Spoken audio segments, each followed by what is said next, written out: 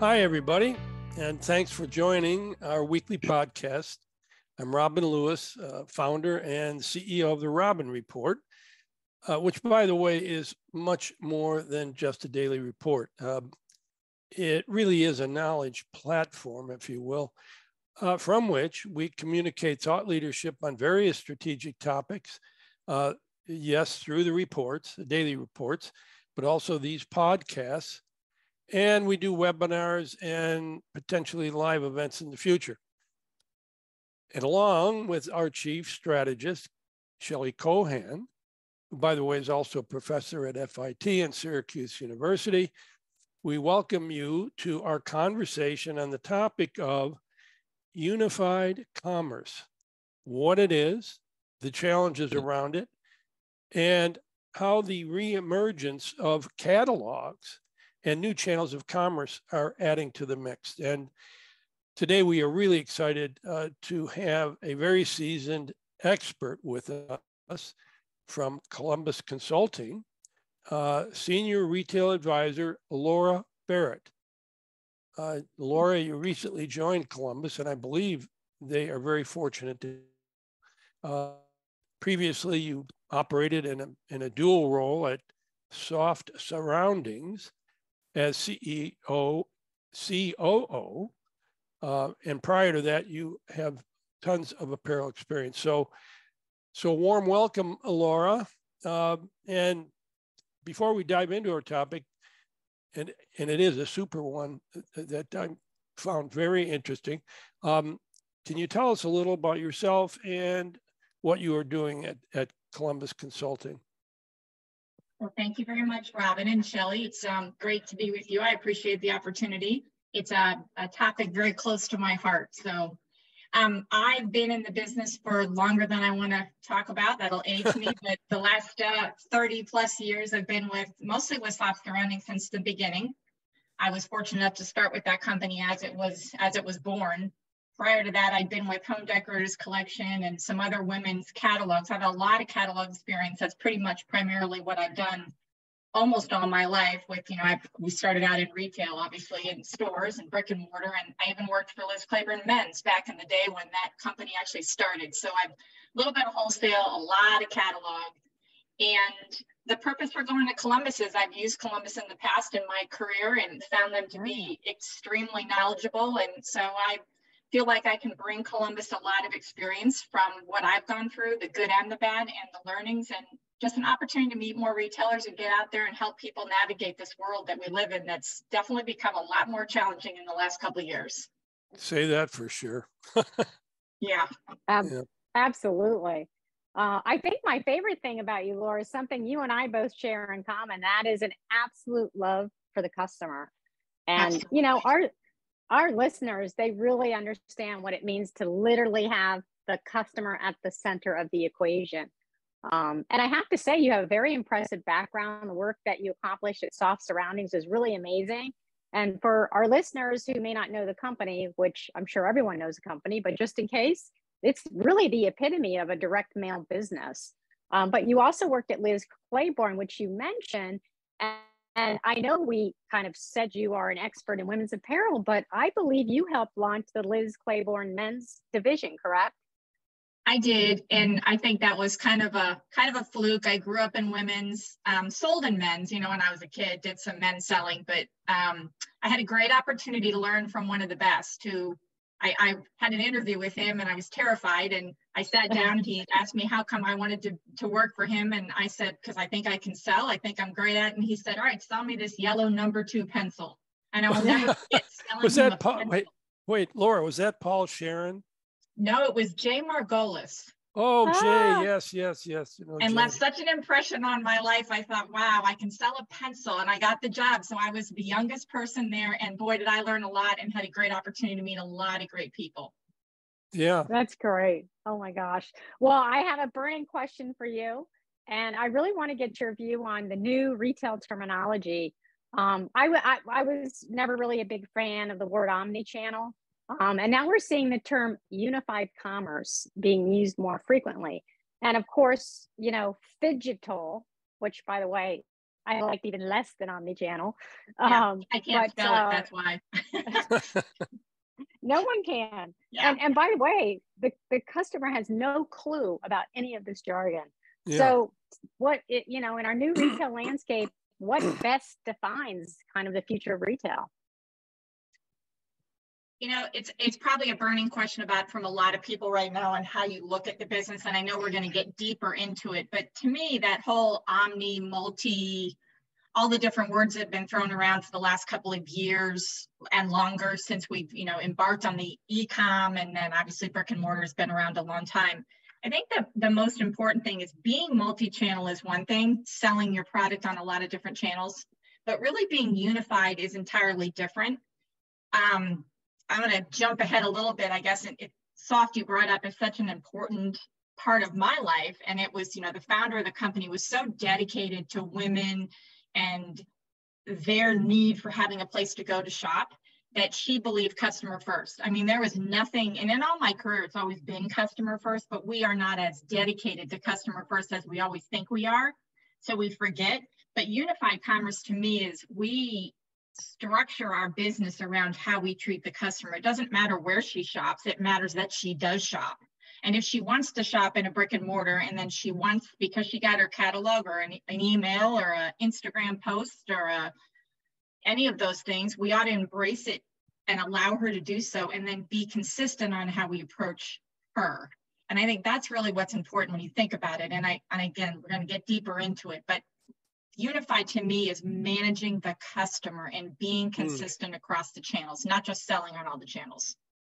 Yeah, you stated that very clearly, and I totally agree, Laura. And it seems that almost every retailer today is, talking the talk, discussing this topic of unified commerce or omni-channel or whatever else they're calling it. But and how to be customer-centric. And I know you were instrumental in driving the business strategy and the evolution of Soft Surroundings from a catalog business to a unified brand model. And by the way, great success story. And regarding unified commerce, Laura, it seems like the biggest challenges we face in terms of this idea or omni-channel, is getting the infrastructure to support multi-point distribution. Shelley and I had a podcast called Retooling and Speeding Up the Retail Model, which discussed our new model full of distribution points, including physical in terms of traditional, and then lease and concession businesses, pop-ups and digital, right, with e-com marketplaces and shared digital assets. But I'd love if you could speak to what went into your consideration with becoming more customer-centric. Where did you start? And what advice do you have for other retailers discussing this? It was easy on where we started, because back in the day when, e-com became a player, I would say there were some naysayers that never thought maybe people would even go to e-com. They loved, and Soft Surrounding is an older customer, so she liked to still call in and call the sales center, but we were a catalog business. It was a simpler time. We mailed her a catalog, we took her orders, we shipped her product. It was a simpler time.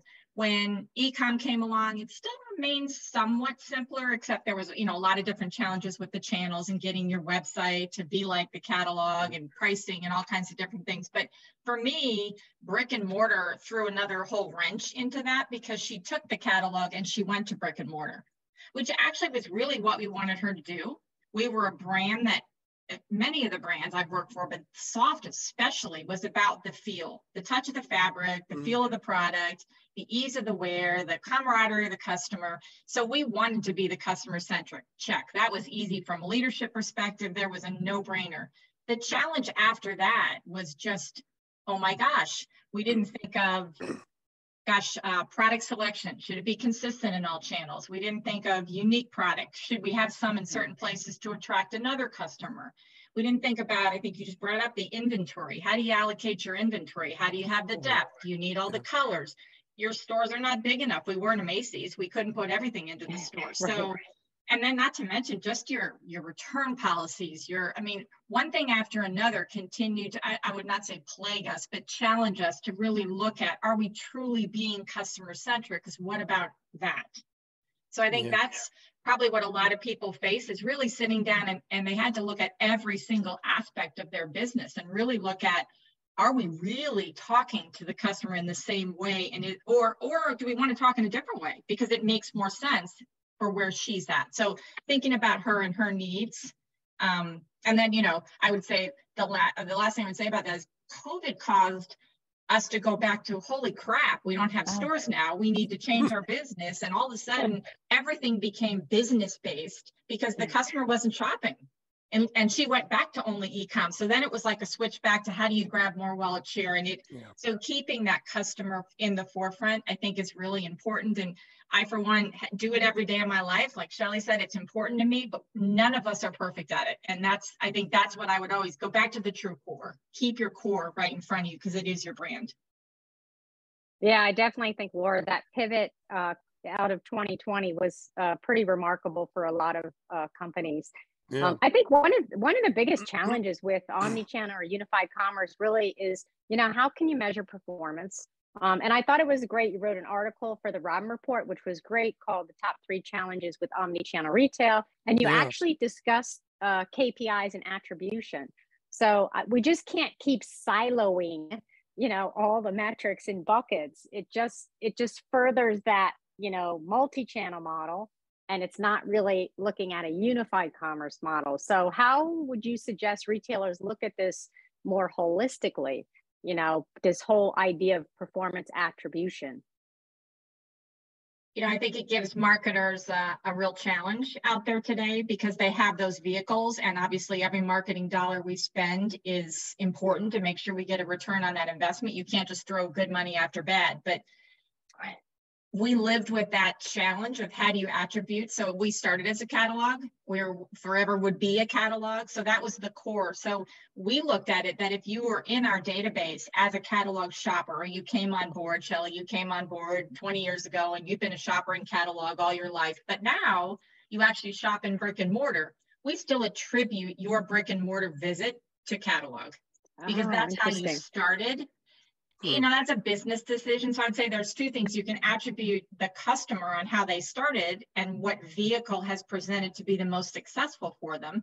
But then the business, we allow the sales to fall where the sales fall from a P&L perspective. So we kind of roll the marketing piece on the one side and we roll the sales piece on the other side. And as we've gone through years of playing around with all the different things, is how do you continue to get her to stay with the catalog and shop another channel? So the multi-channel customer is the most valuable customer because she goes a lot of different places. So then tagging her, following her, and managing her and watching her go through the journey with us. Acquisition is one thing. Retention is an entirely different thing. So you want to retain her. The acquisition part maybe is the attribution part, but the retention part is a whole nother ball of wax, which obviously we don't have days to talk about that, or we could really get into that. But that retention piece is what's really important once you get her in. So I would say we attributed her to where she came in, and that's where we leave her unless we see her behavior significantly change. But she will still get a catalog if she's a catalog shopper, even if she's only shopping in the store, because we believe she was brought in from that catalog. Right or wrong, a lot of different ways to look at it, for sure. Yeah. Yeah, so talk to us a little more about the pricing challenges, Laura. Dynamic pricing is a hot topic today across the industry, and a lot of people don't even know what they're talking about or how to do it. Do you think this can really work? And do you think real-time personalized pricing is a good way to build customer loyalty? And how do you do this with a unified lens? So different customers pay different prices for the same product. This, it begins to sound like kind of an unfair practice, but please tell us how this works and how you can build loyalty by using hyper-personalized and real-time pricing models. And if you don't mind, let me just jump in here for a second. Yeah. We should be also discussing ethics in pricing. And Oh, I'm yeah. not talking about legalities of pricing, but certainly there's some real ethical issues when retailers start applying dynamic pricing based on customer segmentation. That can be tricky. Yep. Well, so for me, the biggest point is we go back to what's the goal, right? So I don't believe it's unethical, but let's be honest. If you go somewhere and you pay $89 for a top, and the next day you get 40% off if you buy the top, that's a little unethical. I would be disappointed, and I would call up and I would get the refund. So there's two parts. There's dynamic pricing, which I'm going to put a pin in for a second, and then there's promotional pricing. So as a practice, and in all my career on catalog, the way to acquire new customers is to give her a discount up front to come in. And when we all know that practice, our Verizon phone, our AT&T, television, you get a better price if you're a new customer. You don't get a better price if you've been a loyal customer. So exactly, I struggle with that, and I want to keep that loyal customer. So we have tried in the past. Again, I say we because I'm freshly out of soft, but they're still continuing to do it, and I love the brand, very passionate about the brands. Is let the new customers acquire, and you can explain that because no one has tested and tried. The challenge for me is how do you continue to move the inventory through the inventory life cycle in the multi-channels? That was probably a bigger challenge that we faced is, the stores. There's 3,500 to 4,000, 4,800 square feet. They have a limited amount of space as opposed to a giant warehouse that has 300,000 square feet. I can always have product that sits there. It's not ideal from a financial perspective, but I don't have to move it as fast. We found that in the retail store, you can only fit so many pieces, and eventually you have to start clearing product. So as a practice, we looked at the first markdown, if retail needed the markdown, and they usually do, to be the most consistent markdown across all the channels. Rare occasion, we would keep the product separately, but that first markdown was pretty consistent. Unless for some reason retail was really selling it well, we might hold off on the e-com break or the catalog break. So we followed the store, allowed the store to break price first. And then once that first markdown was taken, we separated the channels. We allowed the channels to do what they needed to do in order to continue to get their turn. However, the explanation was because of the size of the store, we probably have to move the product faster. Right. And if there was a challenge, and let's face it, customers are truly savvy today. They are looking everywhere for a deal, and they're watching every single channel that they shop in, and some that they don't, right?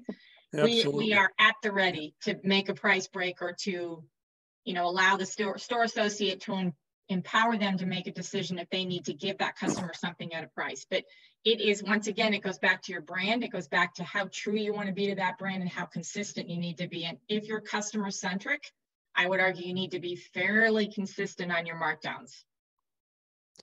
That whole idea of giving associates the power to make decisions that work in favor of the consumer, I think is one that retailers are beginning to understand that they've got to do this.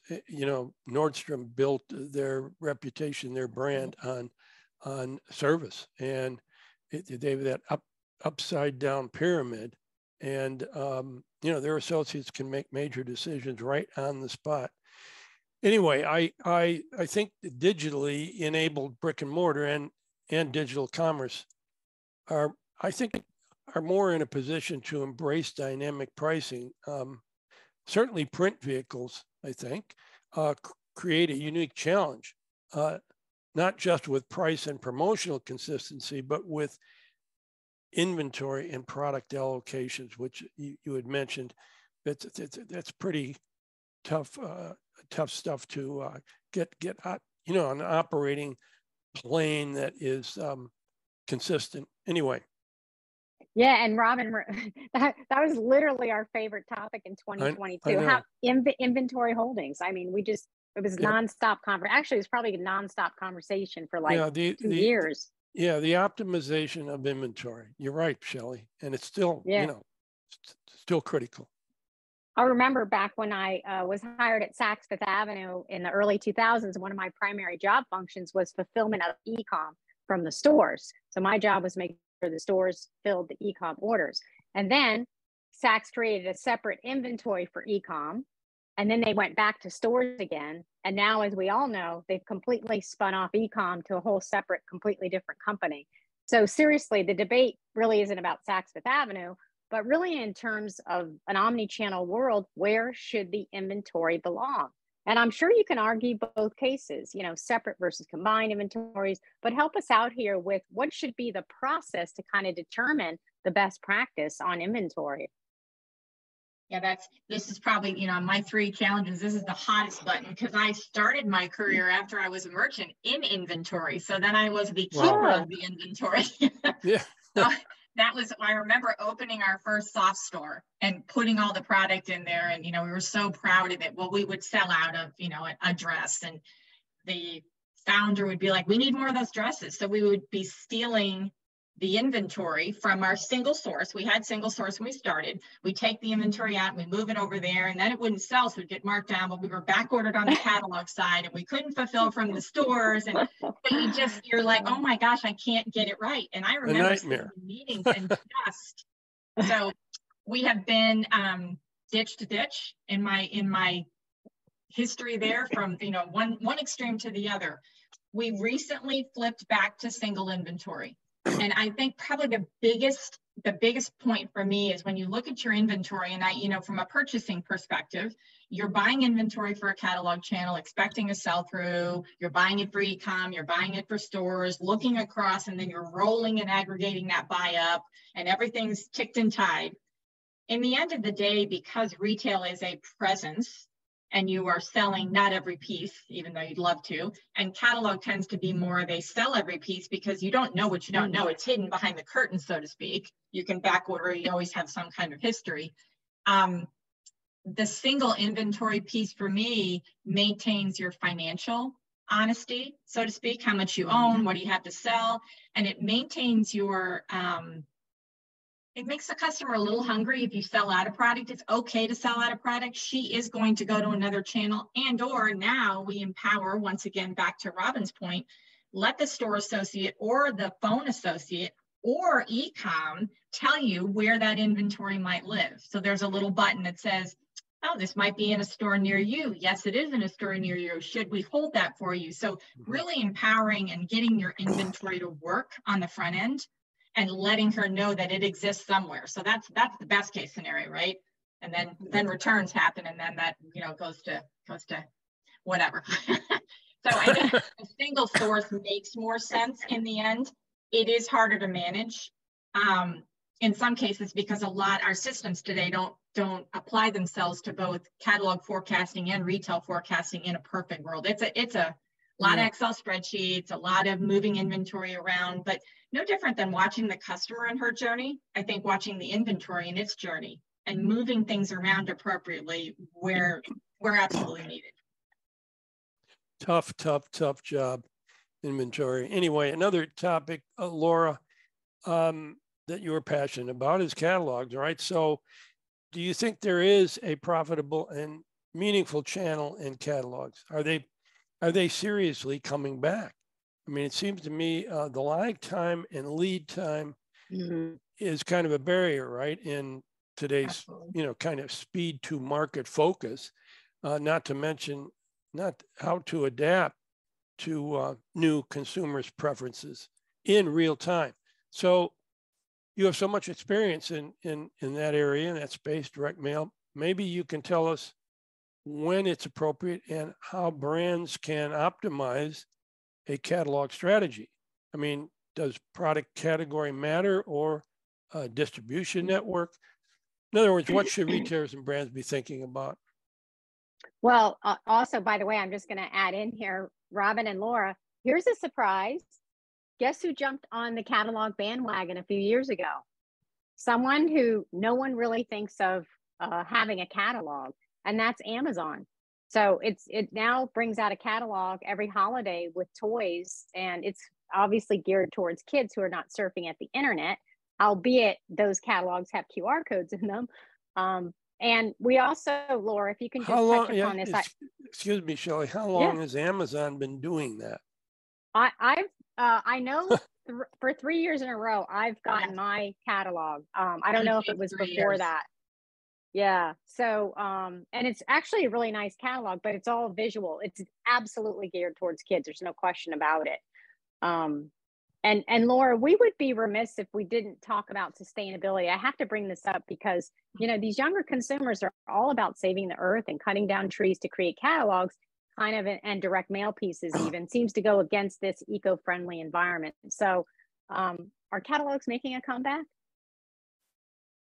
My gut tells me that there's room for catalog there. It's funny that you bring up Amazon because, if you have kids, I have grandkids, and boy, that catalog hits and they don't leave. They walk around with it. I need this, and they keep pointing out. So I think that behavior can be translated to some degree to any of the other customers that are out there, right? I mean, we are so inundated right now with social media, marketplaces, all these new channels, that the nice thing about a catalog, and there are a couple of great catalogs when they hit my house and I get a number of catalogs, you really enjoy just looking through them and getting inspired for what you see, the photography, where they're at, the aspiration. I mean, you think of like a Johnny Was, a Jenny Kane. I mean, some of these new up and comers that are out there that really, they can tell the story of their brand in the pages more than I think anybody can on an e-com page, a social media page, or even in a store. Yeah. Go ahead, Rob. Excuse me, Laura. Do you get the RH catalog? Yes, I do.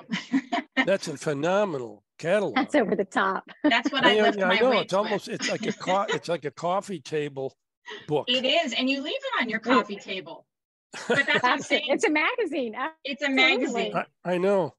It's I think, and this is taken in, but the consumer that enjoys her catalog, let's say like a Soft Surroundings book or a Johnny Was book or some of these other, great catalogs out there, they really enjoy flipping through it. And I would guess they do it more than once.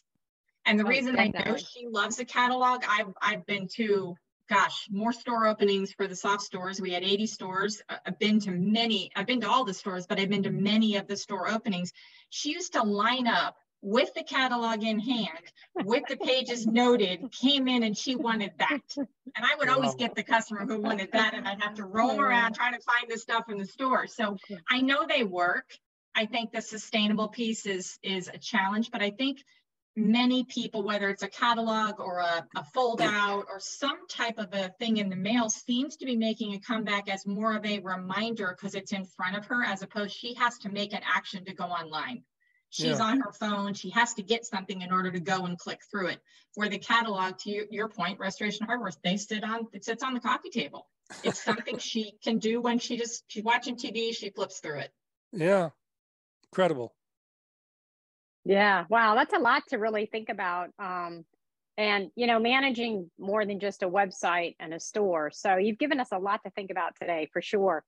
But before we kind of leave the conversation about unified commerce specifically, I mean, what else would you like to tell us about this customer centricity? I think that's really the core of unified commerce, right? Yeah, I'm certain every leadership meeting, boardroom, all the places that we, come together and talk, peers, whatever, about it's one of those really hot topics right now, and a lot of people are talking about it. My advice, even just sitting in the seat I'm in now from a consulting perspective, is really to look at the brand in totality.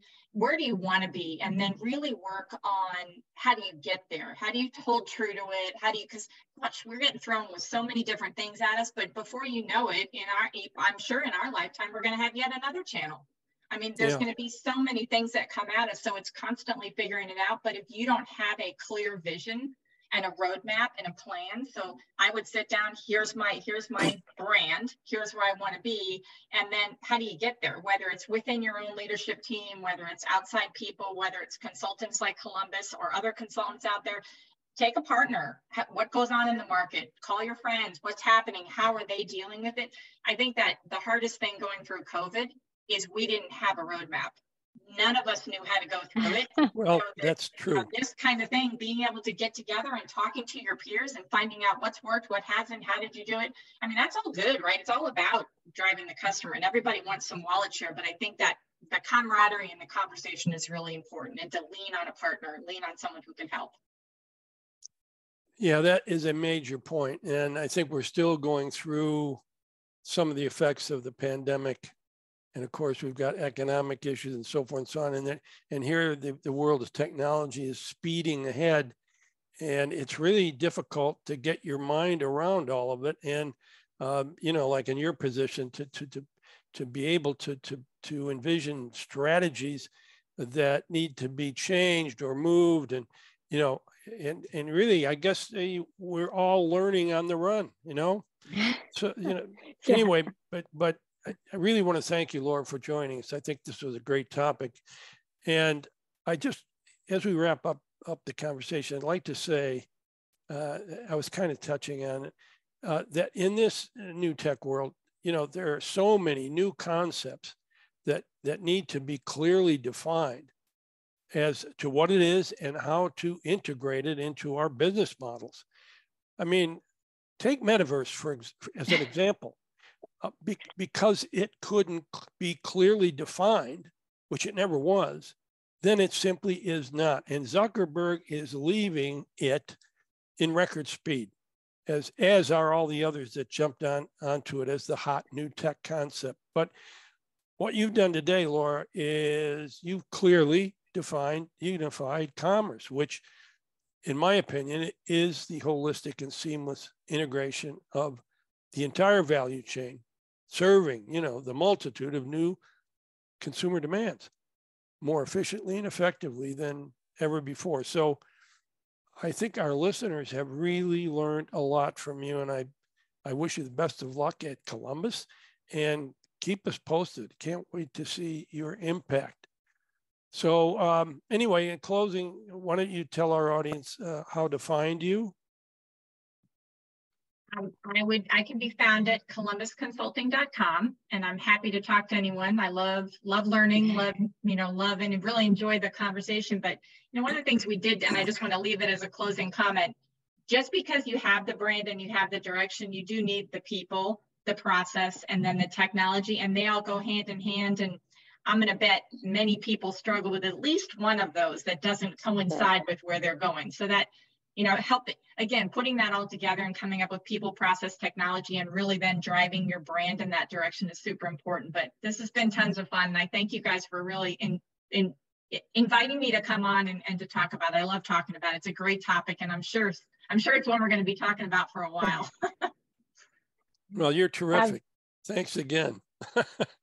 Yeah, Laura, thank you so much. I knew from the first day I met you that we would be aligned in our thinking about the future of retail. So it's great to have you on the podcast. And for our listeners, you can find more of our podcast on Apple, Spotify, Buzzsprout, and of course, therobinreport.com. Look for us on YouTube, where we broadcast our podcast. And make sure you link in with us on LinkedIn so you can hear more thoughts about the industry. And I want to thank everybody again for joining us. And as I do every week, I urge you to think about a topic that you would like Shelley and I to cover in one of these podcasts. And just send me an email. It's robin@therobinreport.com. And thanks again, all of you.